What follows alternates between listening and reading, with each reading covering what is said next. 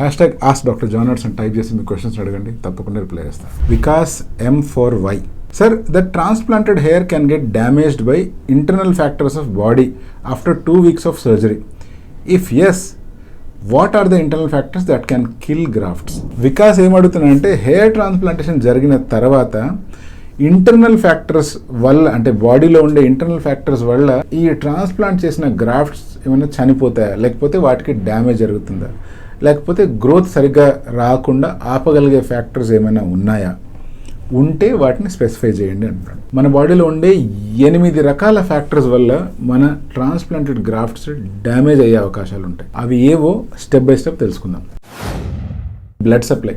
ఒకవేళ స్కాల్ప్ ఏరియాలో blood supply సరిగ్గా లేదు అనుకోండి, అంటే ఏదైనా వాస్కులర్ డిసీజ్కి సంబంధించిన ప్రాబ్లం ఆల్రెడీ ఆ వ్యక్తులు ఎగ్జిస్టింగ్ ఉంది అనుకోండి, లేకపోతే క్లాటింగ్కి సంబంధించిన డిజార్డర్ ఏదైనా ఎర్లీ స్టేజ్లో ఉంది అనుకోండి, లేకపోతే బ్లీడింగ్కి సంబంధించిన డిజార్డర్ కావచ్చు, లేదా బ్లడ్ సప్లై హ్యాంపర్ చేయగలిగే ఎటువంటి సిచ్యువేషన్ అయినా కానీ హెయిర్ గ్రోత్ని స్టాప్ చేసే అవకాశం ఉంది. ట్రాన్స్ప్లాంటెడ్ గ్రాఫ్ట్స్ డ్యామేజ్ అయ్యే అవకాశం కూడా ఉంటుంది.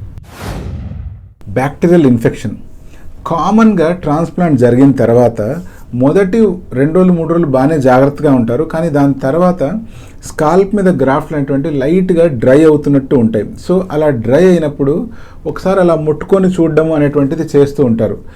అలా చేసినప్పుడు ఏమవుతాయంటే మన చేతికి ఉన్న బ్యాక్టీరియా కాస్త ఆ ఏరియాలోకి వెళ్ళి అక్కడ చిన్ని పస్ట్యూల్స్ లాంటివి క్రియేట్ అయ్యే అవకాశం ఉంది. సో ఈ బ్యాక్టీరియల్ ఇన్ఫెక్షన్ ఎప్పుడైతే వస్తుందో, ఎప్పుడైతే పస్ట్యూల్ ఫామ్ అవుతుందో ఆ ఏరియాలో చాలా వరకు హెయిర్ రూట్ అనేటువంటిది డ్యామేజ్ అయిపోయే ఛాన్సెస్ ఉంటాయి.